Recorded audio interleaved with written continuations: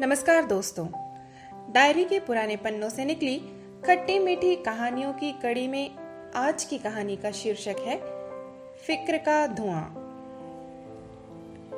ला ला ला ला ला ला आसमानों में, यही उसका फेवरेट सॉन्ग था जो हमेशा गुनगुनाती रहती थी। लेकिन आजकल वो ये सॉन्ग नहीं गुनगुना रही थी। आज फिर उसने अपनी साइकिल अपने कॉलेज की पार्किंग में लगाई, साइड बैग कंधे पर लटकाया और बाएं हाथ में बंधी घड़ी में टाइम देखते हुए तेज तेज कदमों से सेकंड फ्लोर पर अपनी क्लास के लिए पढ़ने लगी। अवंतिका की नजरें कॉरिडोर में खड़े बातें करते स्टूडेंट्स के बीच और सीढ़ियों पर भी किसी को ढूंढती रही। लास्ट होप अब उसके क्लास में दिखाई देने की थी। लेकिन ये क्या, आज पूरा हफ्ता बीत गया और फिर से वो अपनी बेंच पर नजर नहीं आया। हमेशा टाइम पर क्लास में प्रेजेंट रहने वाला लड़का अजीत आज भी कॉलेज नहीं आया था। सेकंड रो की साइड वाली जगह उसकी खाली ही पड़ी थी। एक के बाद एक सारे लेक्चर्स खत्म हो गए। प्रोफेसर्स ने जो भी पढ़ाया समझाया सब कुछ आज अवंतिका के सर से ऊपर गया। वो होता है ना, नजरें हमारी ब्लैक बोर्ड पर होते हुए भी दिमाग अपने ख्यालों में पूरी दुनिया की सैर कराता है। बस वैसा ही कुछ हुआ आज।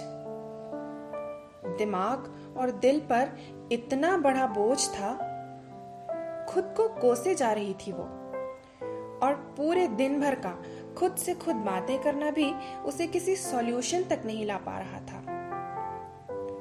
अपने और अपने पापा के सपने पूरे करने की सोचे या फिर किसी और के दिल की, इसी असमंजस में थी।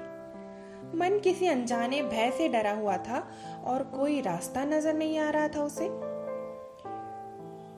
क्लास में सुधा ने भी पूछा कि क्या बात है अवंतिका, आजकल बड़ी परेशान लग रही हो। आंखों में रंग बिरंगे सपने लिए आत्मविश्वास से भरी लंबी छरहरी सी बड़ी बड़ी आंखों वाली लड़की अवंतिका। वो अपने गांव से शहर आई थी ग्रेजुएशन के लिए। क्लास की हीरो टाइप, सबसे ज्यादा पढ़ंतु, सबसे ज्यादा डिसिप्लिन लड़की। एक ही उद्देश्य था उसका कि खूब मेहनत करना है और अपने जीवन में ऊंचाइयों को छूना है। उसके सपनों के पंख खूब ऊंची उड़ान भरना चाहते थे। और वो अजीत ठाकुर मध्यम कद का गोरा सा लड़का था। कई बार अवंतिका के नोट्स मांग कर ले जाता। अवंतिका ने एक दो बार उसकी राइटिंग देखी थी, काफी खूबसूरत लिखावट थी, लेकिन इसके अलावा उस लड़के की कोई और बात उसने नोटिस नहीं की थी। Thank you Avantika, notes copy कर लिए हैं मैंने, काफी अच्छे नोट्स बनाती हो, अजीत ने कॉपी लौटाते हुए कहा। अवंतिका ने सिर्फ स्माइल दी, कुछ कहा नहीं। ये आज से हफ्ते भर पहले की बात थी। उस दिन शाम को घर पर जब वो पढ़ने बैठी और अपनी कॉपी खोली तो उसके अंदर एक छोटा सा खत मिला जो अजीत ने लिखा था।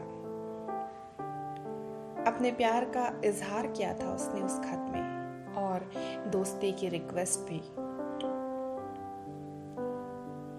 अवंतिका के पैरों तले जमीन खिसक गई, धड़कनें 4 गुना तेज हो गई। उसने खत जल्दी से वापस बैग में रख दिया। हे भगवान, मैंने तो कभी ऐसा नहीं सोचा। करियर और सपनों को पूरा करने की दौड़ में इन सब बातों के लिए कोई जगह ही कहां थी उसकी लाइफ में। अब रात भर लेटे लेटे दिमाग में स्क्रिप्ट तैयार करती रही कि जवाब में क्या बोलना है, और दूसरे पूरे दिन भर कॉलेज में उसे इग्नोर करती रही। लेकिन घर लौटते समय आखिर पकड़ी गई साइकिल स्टैंड पर। मुझे इग्नोर कर रही हो? अजीत ने पूछा। अवंतिका ने जो थोड़ी डरी हुई भी थी और गुस्से में भी थी, कोई जवाब नहीं दिया, ना ही उसकी तरफ देखने को पीछे पलटी। बस अपनी साइकिल का पैडल मारा और पूरी स्पीड से चलाते हुए सीधे हॉस्टल के गेट पर पहुंच के ही दम लिया।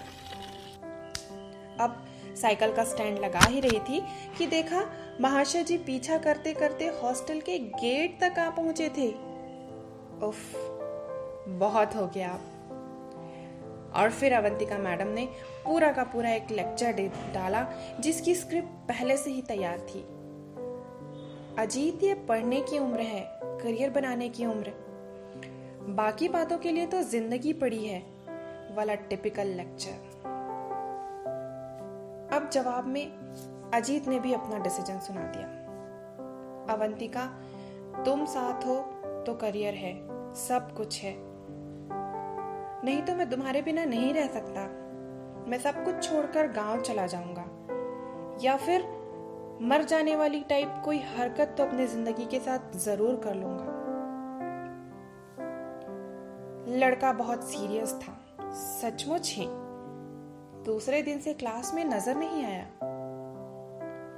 इधर अवंतिका उसके दिखाई न देने से खुद को कोसे जा रही थी। उसे लगा सचमुच ही वो पढ़ाई छोड़कर जा चुका है। बेचारे ने किया ही क्या था, फालतू में इतना सारा बहन जी वाला लेक्चर दे दिया मैंने उसे। मुझे भी थोड़ा ठीक से बात कर लेनी चाहिए थी, क्या हो जाता। लेकिन पढ़ाई अगर छोड़ दी तो उसकी तो लाइफ स्पॉइल हो रही है। अगर मैं दोस्ती कर लेती तो उसमें ऐसी कोई बुरी बात भी नहीं थी। लेकिन पता नहीं उसने क्या किया। इतना भी कोई सीरियस होता है ऐसी बातों के लिए? अब उसके किसी दोस्त से पूछकर उसकी खबर ले लूं, ऐसी भी हिम्मत अवंतिका की नहीं हो रही थी।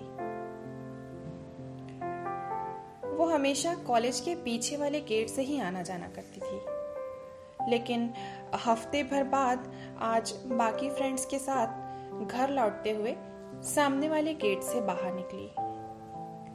इस गेट की तरफ कुछ चाय की टपरियां लगी थी।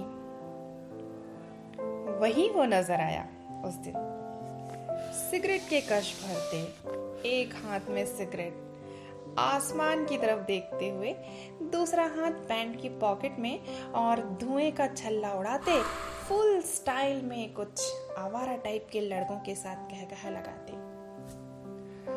उफ, ओ माय गॉड, इस फालतू टाइम पास लड़के के चक्कर में पूरे हफ्ते से मेरा सुकून गया हुआ है। अवंतिका की फिक्र उसी धुएं के साथ फुर्र से उड़ गई। वो मन ही मन मुस्कुरा दी और आगे बढ़ गई। आज फिर से वो अपना फेवरेट सॉन्ग गुनगुना रही थी, ला ला ला ला ला ला आसमानों में। तो दोस्तों, ये थी आज की हमारी कहानी। अगली कहानी के साथ फिर आपसे मिलेंगे, तब तक के लिए अलविदा।